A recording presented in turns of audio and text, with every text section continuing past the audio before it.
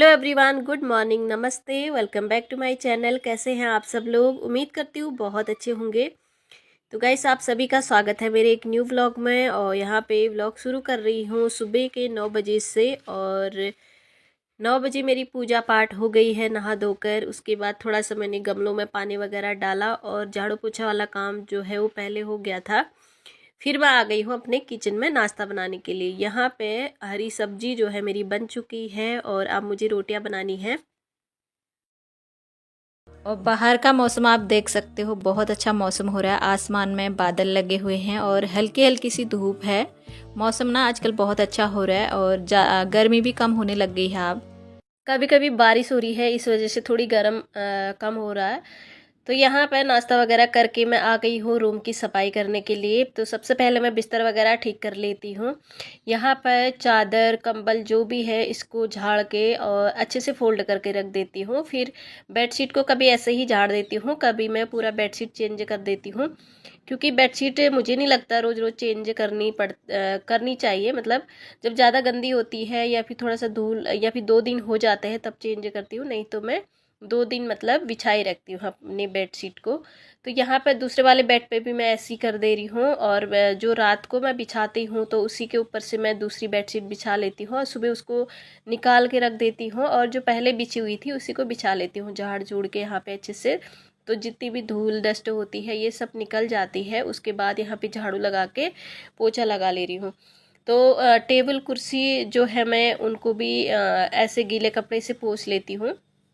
तो पहले मैं क्या करती थी, रोज हम रूम की डीप क्लीनिंग नहीं कर सकते हैं और उसके लिए हमें पूरा सामान जो है बाहर रखना पड़ता है। थोड़ा सा टाइम भी लगता है। अगर हमें कभी टाइम होता है तो तब डीप क्लीनिंग होती है, नहीं तो तीसरे चौथे दिन ऐसे मैं डीप क्लीनिंग करती हूँ।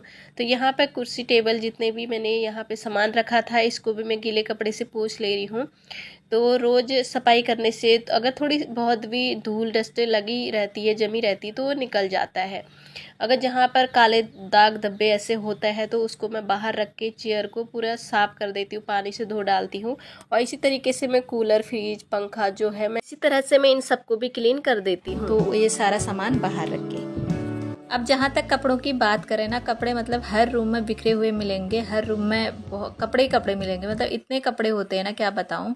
तो ये कपड़े मैंने बहुत ज़्यादा कपड़े मैंने कल धोए हुए थे और इनको मुझे कल अच्छे से फोल्ड करने का टाइम नहीं मिला, क्योंकि शाम तक सूख पाए कपड़े भी। तो फिर शाम को मैंने रात को नहीं किए थे। तो अभी मैं इनको सारे फोल्ड कर दे रही हूँ।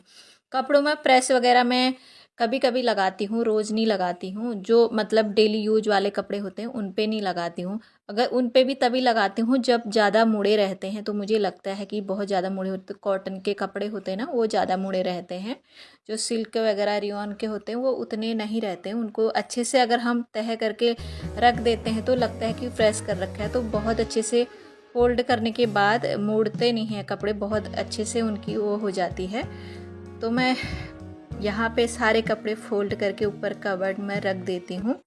तो जहाँ तक सफाई की बात करें ना, वो सफाई तो दिन भर होती है और दिन भर करनी पड़ती है। ऐसा नहीं कि सुबह कर दी और उसके बाद रूम गंदा नहीं होगा, उसके बाद कोई काम नहीं होगा। तो दिन में भी सफाई करनी पड़ती है। ये नहीं कि सुबह रूम क्लीन कर दे, पूरे साफ़ सफाई होगी, अब दिन में कोई काम नहीं होगा। तो दिन में भी बहुत ज़्यादा काम होते रहते हैं। और झाड़ू तो खासकर दिन में 2-2 3-3 बार लगाना होता है कभी कभी, क्योंकि अंदर बाहर जाने में बहुत ज़्यादा पैरों में धूल मिट्टी आ जाती है, इसलिए झाड़ू लगाना पड़ता है। बट कभी कभार बच्चे भी गंदा कर देते हैं रूम को, इसलिए भी।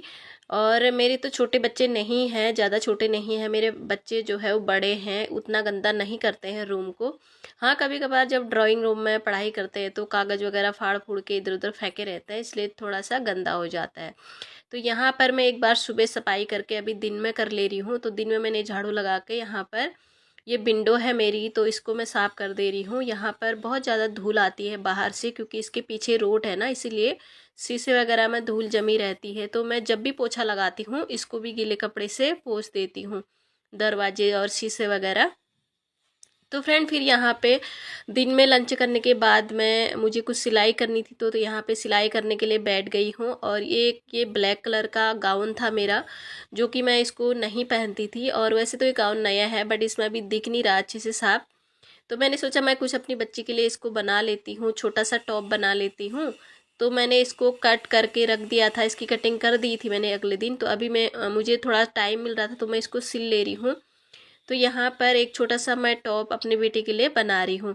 तो जैसे कि हमारे घर पे मतलब घर पे कुछ भी कपड़े बचे रहते हैं, जैसे साड़ी के, कॉटन वाली साड़ी के या फिर कुर्ता वगैरह कुछ भी होता है, तो उससे हम कुछ भी चीज़ बना के बना सकते हैं, मतलब बच्चों के लिए या फिर तकिया कवर या फिर कुछ भी, बहुत कुछ बना सकते हैं। बट अभी तो मैं फ़िलहाल बच्ची के लिए बना रही हूँ एक छोटा सा टॉप। तो ये बन चुका है आधा वैसे, तो अभी दिखाऊंगी मैं इसको कैसा बनाया करके। तो दिन भर के काम और फिर किचन के अनगिनत काम आप सभी को पता होते हैं। किचन में तो बहुत ज़्यादा काम होते हैं, किचन के काम कभी ख़त्म नहीं होते हैं। तो जो भी मेरे दाल वगैरह था मैंने ये डब्बे में भर के अपनी जगह पे रख दे हैं यहाँ पर। और फिर शाम को मेरे बच्चों का और पकौड़े खाने का मन हो रहा था, तो मैंने यहाँ पे पकौड़े बनाने की तैयारी कर दी है। मैं बना रही हूँ प्याज और आलू के पकौड़े। तो यहाँ पर और चटपटी सी पकौड़ी जो है मैं तलने लग गई हूँ। और एक साइड को मैंने रखी है चाय उबालने के लिए। तो यहाँ पे शाम शाम को कुछ न कुछ खाने का मन करता है, जैसे चाय बिस्कुट हो गया, चाय ब्रेड हो गया, ब्रेड पकौड़ा, समोसा। तो शाम के टाइम में ना कुछ भी खाने का मन करता है, बच्चों का भी और बड़ों का भी। तो मैं शाम के टाइम में कुछ न कुछ बना लेती हूँ। तो यहाँ पे गर्मा गर्म पकौड़े तल ले रही हूँ। और ये देखिए चाय भी उबल चुकी है। तो एक साइड मैंने चाय रखी थी उबालने को, इसमें मैंने सब कुछ डाल दिया है, अदरक, इलायची और चीनी। तो चाय उबल गई है और यहाँ पे पकौड़े भी तल चुके हैं अच्छे से। अब इनको निकाल लेती हूँ।